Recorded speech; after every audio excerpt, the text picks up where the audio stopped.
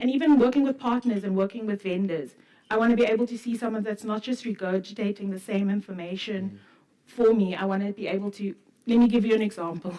Working with recruiters that are specialists in their universes, as we call it. So we have recruiters in our business that specialize in marketing. So they live and breathe the marketing industry, and they hire marketing people. I've got a specialist that is a CRM. He only hires and works with CRM, customer relationship marketing people. So we've got people that are really great specialists. The problem is when they ask me to work on proposals with them or work on articles with them, is that they know the industry, but getting it across to me in a way that makes sense for the audience is really hard. And so you've really got to be able to take what you know and simplify it and apply it into different ways of working in different spaces. There was one more thing I wanted to say about creativity. Yeah, being creative. Everybody says this. But it's not always about being out of the box. It's about being able to, within the groups and the teams that you're working with what you have and generating. You'll have people who are creators, people who generate ideas. And what I like to say, and I need to find a new word for it, but reactors, people who react. But those people are the people that are listening, applying critical thinking, processing information, and then saying, oh, what about this? They're reacting to what because you have ideas, people that, CEOs, visionaries, they just spit out things. And you're like, okay, what do I do now? How? So you need people that can take that vision, those ideas, process it with all the information that exists in the business, all the data, all the audience information, what the business plan is, the forecasting, and then saying, okay, cool, this is how we're going to do it. That's creativity. Creativity isn't just beautiful words and big pictures. Yeah. Duly noted. I hope all the aspiring media professionals have taken detailed notes. It was a great, I think, look into the industry from you. Adrian, as someone who has hosted a podcast yourself, but you're still in the radio industry, how do you personally keep radio exciting and immediate when audiences can get similar content on demand elsewhere? Sure. It's a very good question. So I think it's important to recognize that even though these two are quite different, they're also very similar at the same time. Ultimately, I think that radio and podcasting, it's about being a part of a conversation. It's about engaging with people who aren't necessarily there, but you still feel like you are a part of them. So if I can speak to radio, for example, of the two, I think radio's more my favorite. It's like having a child. You don't want to really say one's your favorite, but there's definitely there's always one. There's always one. I'm not a parent at all, so please correct me if I'm wrong. Like I mentioned earlier, the thing I love about radio is that it's instant. It's you are listening to someone, you can give your feedback, it's immediate. With podcasting, you can sort of tap in at any point. And I've noticed people love listening to podcasts when they're driving or doing work, because it is just that thing of there's something in the background that's keeping you entertained, something that you can engage with that isn't necessarily music. So the challenge for radio is, cool, how do we bridge that? How do we do the same thing? And I think that we are finding that now with sort of putting a lot of our content online, that we can't run away from it. We can't stay in a bubble. We can't say radio is radio, we're keeping it radio, and we're not going to try and digitize, we're not doing all, because then you're just going to lose people. Yeah. The reality is not everyone is always driving in the car, not everyone is switching on their radio at home, so you need to find a way to make sure that people can access your content as well. And I think using things like podcasting platforms to do that is very important. But that's always the challenge. It's just how do you do that exactly? And I think using social media is a big aspect as well. I think people like to just see what you're doing, putting your content out there. I love seeing videos of people in studio having fun, doing their thing. It was for a while, people didn't know what radio presenters looked like. They just knew your voice. That's definitely changed a lot now, I think. And that's good. I think it's good to have more of a presence online as well. But definitely not making that your main aim. At the end of the day, you want to be a radio presenter. You don't want to be an influencer. You're not trying to be a social media influencer. But I do think it's good to still engage with social media while still focusing on radio and podcasting. I think they basically go hand in hand. Absolutely. And Duncan, so do you think that the next wave of radio professionals will need to be as fluent in analytics and digital strategy as they are in their broadcasting skills? Good question. A part of me wants to say no. I think what's naturally going to happen within the ecosystem. The first thing is the commercialization of radio. Those commercial structures are going to change quite greatly. At the moment, there's no real set way to commercialize the many assets that are currently available. So everyone's trying to figure out, like, how do we package these things? How do we sell it? And it's becoming really tricky. But my hope is that with increased commercialization, because there's new assets to sell, there's a proliferation of digital media and radio media in digital, those ecosystems will expand internally, and I'm speaking specifically from a commercial landscape now. With the expansion of those ecosystems, there'll be more opportunities for radio professionals to enter, not necessarily as either, if you want to go work at a radio station right now, you're either going to be in marketing as a coordinator, you're going to be a radio presenter, or you're going to be a producer, or a technical producer if there's enough budget, or you have to do both as a producer, right? Chances are you'll end up doing both because there's no money. So the ecosystem is going to expand, and I think it's going to leave room for individuals who might be part of UCT Radio, but have a really big interest in entering the space, but not as a traditional radio professional. They want to work in analytics. They want to understand audiences a bit more. They want to work in marketing and specialize in digital content, for example. Those roles are going to start opening up a lot more room for industries that weren't necessarily, or these positions that weren't necessarily one or the other, but across the ecosystem. So you're no longer just a salesperson. You are now part of the BI team, or you are part of the content team. Yeah. So I'm really excited to see those ecosystems grow, to open up more positions for people from UCT Radio to enter the industry, because I think it's too niched, it's too recycled, and fresh blood is definitely needed. And the clickiness of the industry also. I mean, we all see it. I know it. Everyone knows it. You need to have an in. But my hope is that with time, that sort of falls away and fresh blood can come in, but via other positions. Yeah, absolutely. I think it's obviously scary to have this industry evolve and grow so much, but that does lead to more opportunities and different ecosystems for people to enter into. Adrian, I just want to quickly go back to your point for anyone else to chime into. You spoke on this bridging the gap, and my question is, how do we balance accessibility, which is arguably radio's biggest strength, with personalization, which is one of podcasting's key advantages? If anyone would like to speak on that, it's an open question. Actually, do you mind if I jump in on this? Please do. And I'm going to name the biggest problems for that. ICASA, BCCSA.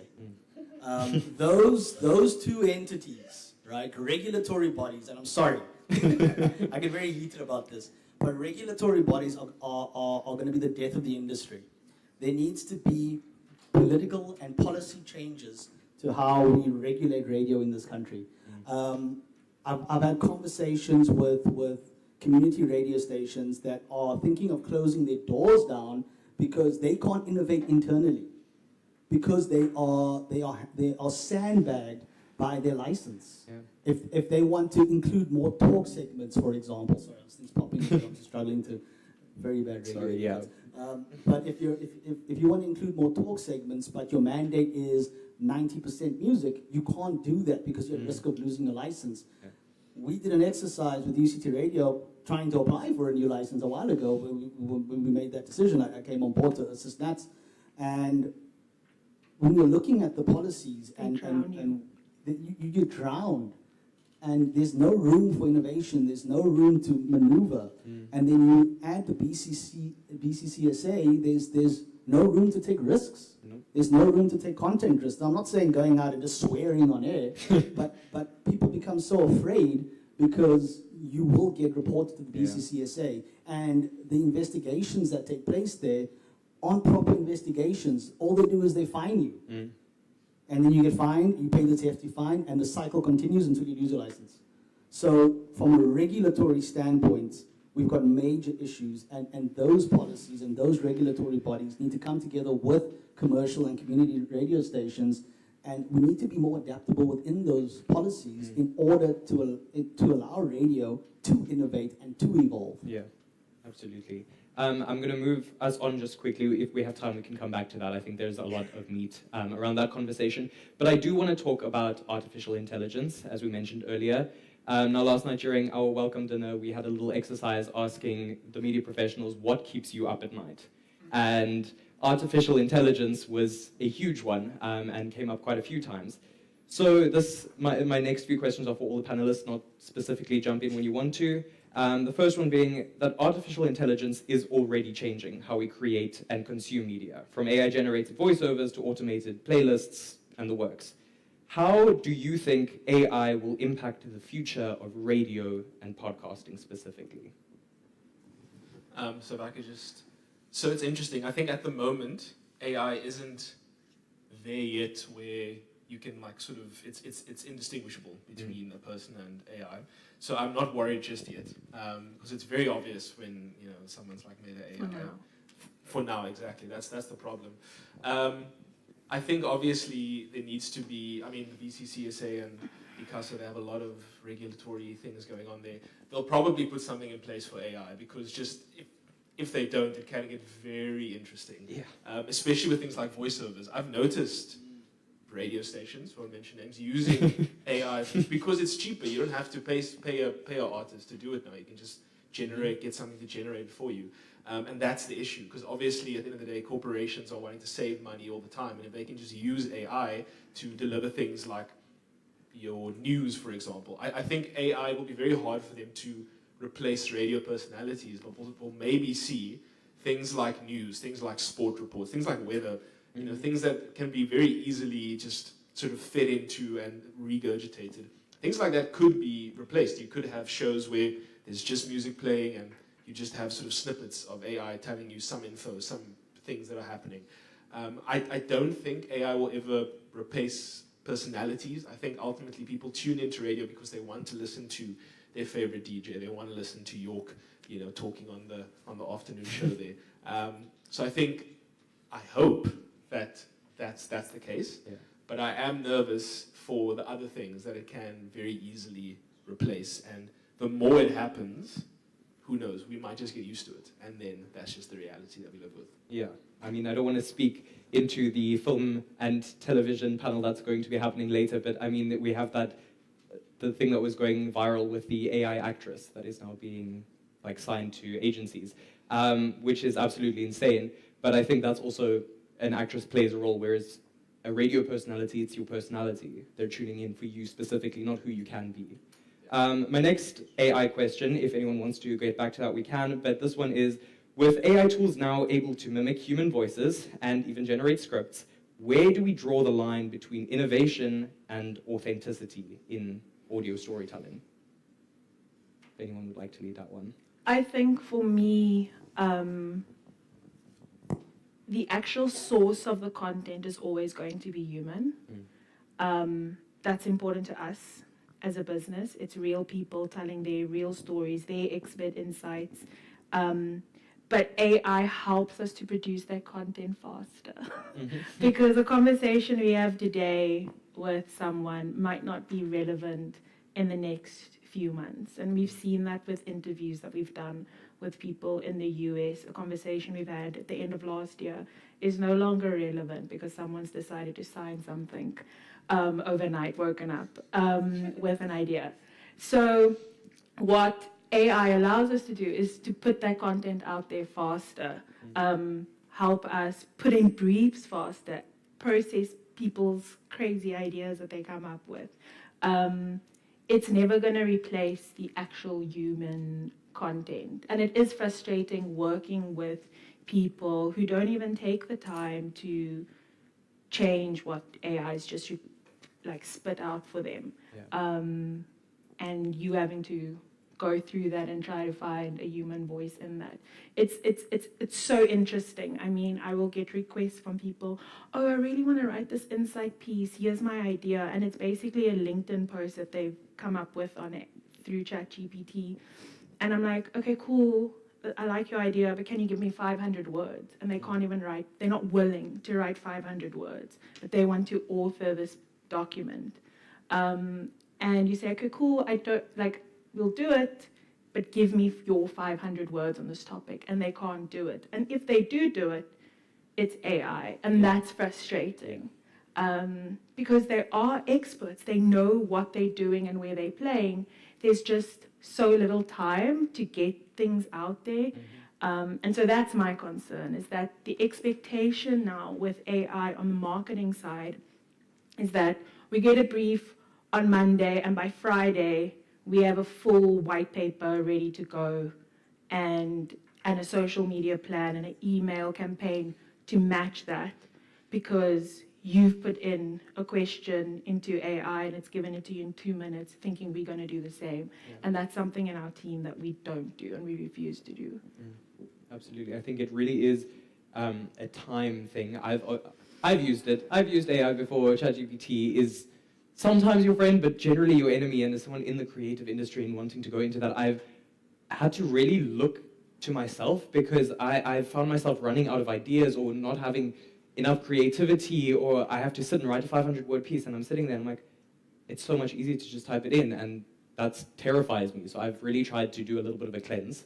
Duncan, I don't know if you have any thoughts you'd like to add? Yeah, I've sort of got a different stance in this. In fact, I think AI is still the great unknown.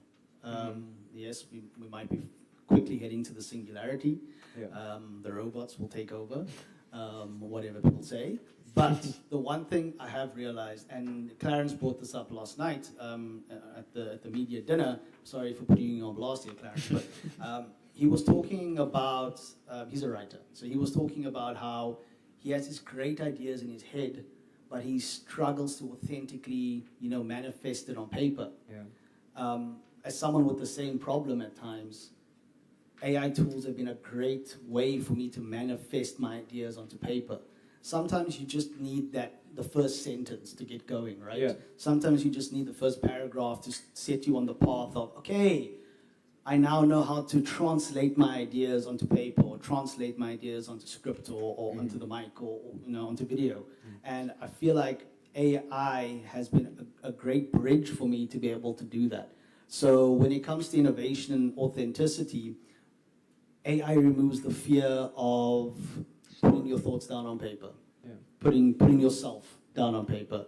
It's like a weird little companion that allows you to actually bridge that gap. So for people who often struggle with that, and some people write really easily, but for people who really struggle with putting their ideas out there, AI is an amazing tool for that. Yeah. So I think yeah, that's sort of my stance, in that it bridges innovation, and it actually can allow people to be more authentic in their work and in their creative endeavors and outputs through the use of clever tools. Yeah, absolutely. I think that's also where it does come down to kind of individual discretion, I would say, because it can definitely be a helpful tool to help you get started, but I think the problem comes when people start relying on that to generate everything. So my next round of questions, and my final round before we head over to audience questions, is looking to the future. It's just a short round of questions. I want to hear from each of you. I think we'll probably just go in order. My first one, if traditional radio wants to survive, what must it change, and what must it never lose? So Duncan, if you can start first there. I mentioned it briefly, so I'm just going to touch on it. But firstly, the commercial models have to change. It's the only way to survive. The fact that if we just go back to basics, I was trying to find rate cards because I wanted to spend money on radio, and I couldn't find rate cards. Now I'm still waiting for yours, putting you on blast. And finding it online has also been challenging, yeah. Believe it or not. Commercial stations, if you're a small community station, I understand, but big commercial stations don't have their rate cards online. Yeah. I want to buy a 20-minute spot. How much does that cost me? I have no idea. So simple things like that. The commercial model needs to adapt greatly in order for us to be successful going forward. Yeah. Absolutely. I think just to touch on that, that commercialization makes it easier for brands to invest in radio. So when you are planning a campaign, now I've either got to work with a media company that's going to take like 10% or whatever and charge me extra, or I've got to go to each individual radio station and then get like shock like numbers, and then go back to the business and say, this is what so-and-so is asking. And then they're like, okay, cool, what do we get? Like, how's it going to work? Because they're used to digital giving them answers on how far, how wide, how many clicks, how many people eventually bought, going through a process. Radio doesn't give you that, but it does give you awareness. It amplifies your brand, especially when you are trying to reach small communities or groups of people in a particular space or environment. I think for me, as someone who is like loves radio, I want to see radio stations, commercial radio stations, invest more in radio people. So like Duncan was explaining, having radio people in different parts of the business, it's the same like sport. Not everybody's going to be a Springbok. We need to also be developing refs and coaches and data people. I mean, one of Duncan's ex-colleagues works for the Springboks now. He's a data analyst, so it's about, I would like to see radio stations investing in radio people. There are very few of these content creators that are actually going to make it in radio. And I understand the point of an audience, but to me as a brand custodian, if I want to do an influencer campaign, I'm going to go to an influencer marketing agency. I'm not going to a radio station for influencers. I'm going to radio stations for the platform they have in a community I'm trying to reach. So I want to see them invest in radio people. Can I just add to that as well? Radio's forgotten how to develop their own audiences. And that to me has been a fundamental problem too.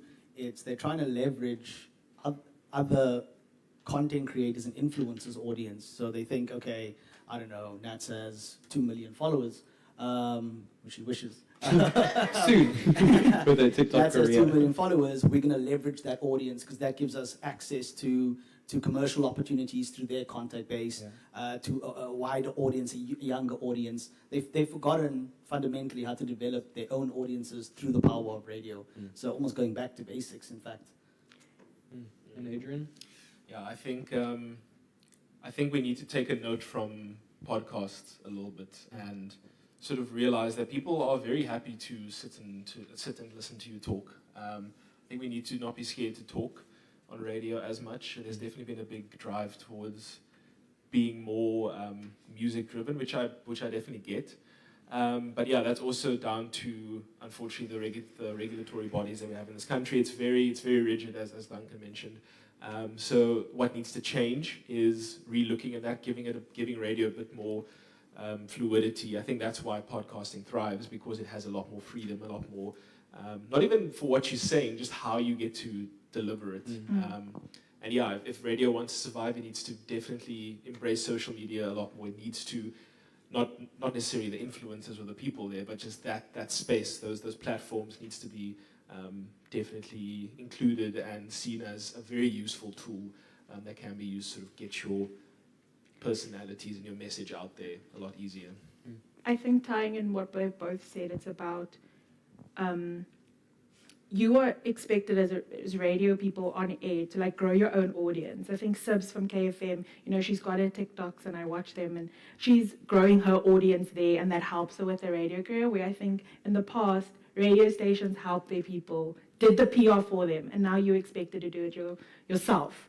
And then show, okay, cool, and now you can give me a 500 rand more per week for the shows that I do, or whatever the case may be. Like, I deserve it. And there are clauses in contracts. Yes. I literally read a friend's contract yesterday where the clause stipulates that we as the company are responsible for growing your brand and they giving don't you do it. opportunities to enhance and grow your brand within the company. That was the role of radio traditionally. It's why we hired young talent from Campus. campus stations and put them on 12 till 4 a.m., 4 to 6 a.m. on the weekends to develop talent, to start growing the brand and growing the audiences with that presenter. It takes time, but because of the digital landscape and the immediacy of everything, they're not willing to invest that time again. And then we have to invest that time. And just as a closing remark, we often speak about innovation in radio, right? Which is often forward thinking. I think innovation can also be looking backward and getting back to just damn good storytelling. We've forgotten that. Radio has forgotten how to tell good stories on air. We are running cheesy, gimmicky campaigns on air and content segments which are very digital focused, whereas ultimately what connects people is reflecting the lived realities of people within the communities in which they speak to and telling really good stories from those communities. That's what we've forgotten. So getting back to that. Absolutely. I'm going to move on now. So I just want to find out again, how do you, each of you, imagine the word radio 5 to 10 years from now? What does that look like? Adrian, maybe we start with you. Sure. I'll be honest, hopefully very similar to what it is now, like ideally. I hope there's not too much that changes. I hope that radio is still ultimately something that you can tune into as you're driving somewhere far or stuck in traffic and you're a buddy with the people who are talking to you on air and you have that chance to talk back to them. I just hope to see some more freedom within that, but honestly, I hope that there's not too much change. Obviously, we've just spoken all about the good changes that should happen. Yes. I want to see that 100%. But radio is radio. Print is print. TV is TV. I hope that radio stays to its core. Yeah, I think for me it's about so the way I consume other countries' radio content is usually through social media, and so you see those clips, and that's different from podcasting. That's just repurposing content and putting on social media. And they're filming it for that purpose. But I think what I like from Australian radio, British radio, Canadian radio, is two hosts having a conversation, having fun, getting audiences. And there are a lot of fake call-ins, because people want to have those callers come in. And that's because they want to get clicks on social media. And there's only been a handful of times where I've gone to stream a show or streamed a live radio show after watching that, where it's actually the reverse. It's the opposite for podcasting. Seeing a clip from a bro financer, entrepreneur, podcaster type, seeing a really cool clip on social media and then going to find that podcast and then watching the full interview. I think for me, it's just about having real people on air and going out to the communities, not with a big marketing outside broadcast, just going in to do little interviews with the communities. I did my first radio interview at 11 because Gershwin Coetzee came to my school and asked us a question about, I don't know, marriage or something. And your kid asked me, and that was my first real exposure, except for listening to the radio, to being interviewed for radio, So it's we need that. Yeah. It's about, and I use this in different ways. It's not always about the extraordinary, the big personality. There are some really good ordinary stories that mean a lot to people because we keep telling these stories, or you see this repeat of people doing great things and they're the exception to the rule. Where good radio used to just tell small stories that people connected to. And it was real. And that's what I want to see. My hope is that we will start the conversation around DAB again. It's sort of been lost in the industry. For those of you who don't know what DAB stands for, basically digital audio broadcasting, if I'm not mistaken. And that's digital radio, right? So in your car, listening to radio, but it's no longer through FM frequency, it's through digital frequency. It was supposed to launch a couple of years ago. I actually have no idea where the conversation has left off, where it's sort of stalled, but DAB will allow radio to innovate a hell of a lot more, both commercially, number one, with targeted campaigns and ads, right? and we have to think about the commercial aspect of it. But then also through understanding our audiences a lot more, where people are listening, how long they're listening, the types of cars they're listening in. Like all these things allow radio to become a much more powerful force, because ultimately it boils down to rand and cents at times, right? Clients will spend more because they're able to get more for their buck, and they're able to measure the impact of their campaigns. It's really difficult right now to measure the impact on a radio campaign unless it's something simple as head down to Macro and buy 2-ply toilet paper, and then seeing how much toilet paper you sold the day you did that. Audi, you could see it. Back in the day, Audi A4 used to advertise on RTFM. Oh yeah. And they would play their ads, and then all of a sudden they would see the next week and the next month people going in to buy Audi So that's a A4s. really simple one. When you're dealing with more complex types of brands and products and services, like they want to see full data and how their campaigns are, how the impact of the campaigns on your station. So I think DAB will definitely allow that to happen, but a lot needs to happen for that to take place. Yeah. You spoke earlier about sitting with all the paperwork with UCT Radio and getting our licenses sorted. And I think that's where we had to take a long, hard look at our audience and realize where we're actually going and make the brave step to step into a fully digital or digitized space. My last question, very short one. I just want a word or a phrase from each of you. Complete the sentence. The future of radio is. You. Beautiful, beautiful. Human. Human, I love that. Exciting. As it should be. I think that's also why everyone is here. The future is indeed very exciting. I'm now going to go into the audience Q&As. I just want to make sure, has everybody received the QR code at some point? Happened to give questions? I see I've got a lot. Please don't be offended if I don't get to your question. There is solidly like 20 questions here. I will take probably one for each panelist, and then afterwards you can meet with them personally if you want to ask those questions. Also panelists, yes, there is water here if you'd like to take a water break. So we will start, I think the first ones came in for Adrian. This is a bit of a longer one, but I think it's quite important. Actually, no, this is not the long one. Question for Adrian.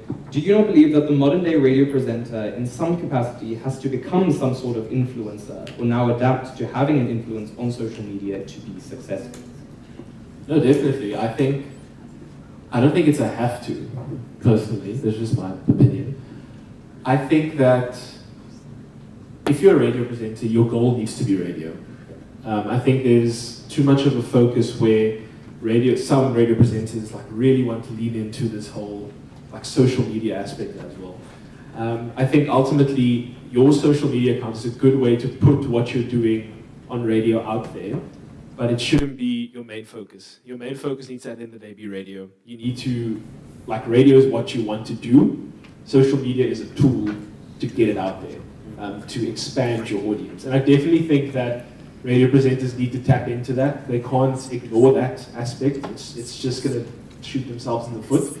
But if that becomes your main goal, you want to get all these brands to, tap into you and get these brand deals, and that's all you care about, and not radio, then I think that's where the issue comes. But I do think it would be silly of you not to utilize social media to get your content out there, to get your station out there, just to get the word out there, basically. Absolutely. Adapting. This one's for Billie Jean. Do you think that the commercialization of the mediums has become more important than the conversations happening in the medium? And how can we as upcoming professionals subvert this? Say that again? So do you think that the commercialization of the mediums have become more important than the actual conversations that are happening within that medium? And how can we as upcoming professionals subvert this? I think yes and no. I think, yes, commercialization is important. So, for example, at SALT, we're currently building our own podcast studio in our offices. And it's not to make money, it's to add value to our business and to our clients. So it's really important for, similar to radio people being influencers, and that our consultants, recruiters also have their own personal brand. Our CEO is an influencer in his own right, and he gets some weird DMs from people like, what do you eat, and how do you think, and why are your muscles so big? Like, those it's like very like corporate bro-y vibes. And we want our consultants to own their space online, and so we're giving them tools to do that. So whether if it's a podcast or having a studio to record in, to make content that's relevant to hiring, reaching out to clients, reaching out to candidates, that's important. But at the same time, it's a space for us to invite our clients, if they want to have their own podcast or host, we can offer that as a value add or make money from it eventually. But for me, at the end of the day, it's, from a business perspective, commercial, making money is important. It's important to keep it running so that people have jobs and have incomes. And but that doesn't mean that the content itself can't help you get that. And that's something that we invest in heavily in terms of time spent. My CMO, my manager, is a brilliant content producer, content writer. She shares that, with the team, and she's really coaching and helping on the writing side. But then there was something we were talking about. Businesses, corporate companies, we are not media houses. We are not content houses. We're not radio stations. We're not podcast studios.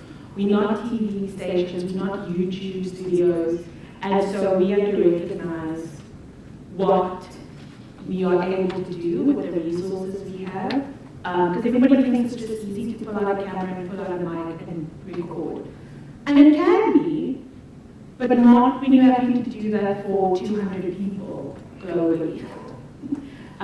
So I think you can commercialize good stories and turn that into money. And might not be like direct pay and read, but there's a pipeline, there is a flow of getting that information out, whether it's creating a podcast, having an interview, having an interview with some, I don't know, a CTO, and you get feedback on that, and you do research, and you speak to your business, and you speak to the rest of the audience, and you have an event after that with other CTOs, and then you take that and you turn it into a thought leadership article or a series of articles, and you turn it into social media little videos or carousels, whatever the case may be.